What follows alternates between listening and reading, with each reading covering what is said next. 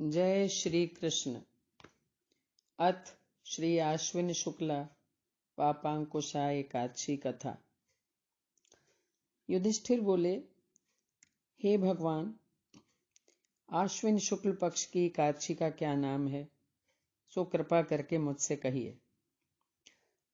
श्री कृष्ण बोले, हे राजन, इस एकादशी का महात्म मैं तुमसे कहता हूं।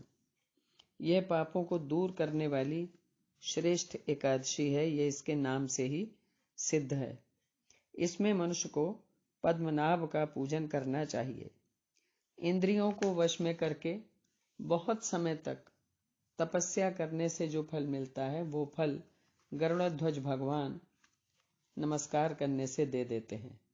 पृथ्वी पर जितने तीर्थ हैं, उनका फल भगवान के नाम के कीर्तन से मिल जाता है।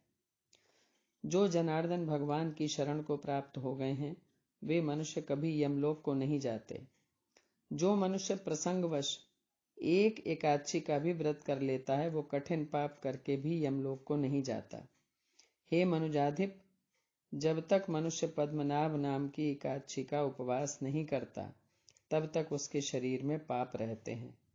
हे राजन, ये पापांकुशा एकादशी स्वर्ग, मोक्ष, आरोग्य, सुंदर स्त्री और धन की देने वाली है। एकादशी के समान पवित्र गंगा, गया, काशी, पुष्कर और कुरुक्षेत्र आदि तीर्थ भी नहीं है।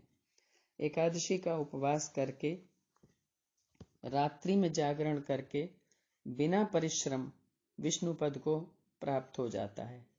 हे राजन, इसका उपवास करने से मनुष्य 10 पीढ़ी माता की, 10 पिता की और 10 स्त्री के कुल का उद्धार कर देता है। आश्विन शुक्ल पक्ष में पापांकुशा का उपवास करके मनुष्य सब पापों से छूटकर विष्णु लोक को जाता है।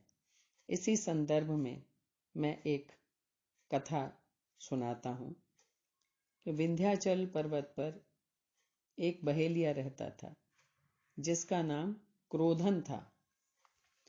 नित्य जीवों को मारता और अपनी जीविका का निर्वाह करता था।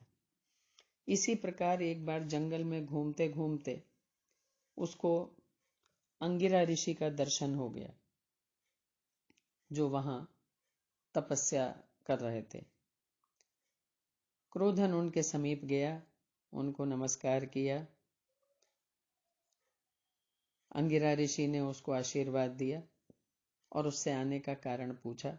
तो उसने कहा कि ऋषिराज, मैं तो बहेलिया हूं, सारा जीवन जीवों को मारते हुए बीता है। अपने परिवार के भरण पोषण के लिए मुझे ये निम्न कार्य करना पड़ता है, और ये इसके अलावा मैं और दूसरा कोई काम नहीं जानता हूं।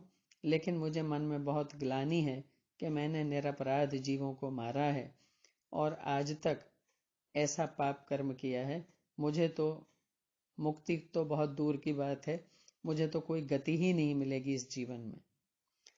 अंगिरा ऋषि ने जब उसको इस तरह पछतावा करते हुए देखा, तो अंगिरा ऋषि ने उसको बताया कि आश्विन के शुक्ल पक्ष में पापांकुशा नाम की एकादशी होती है।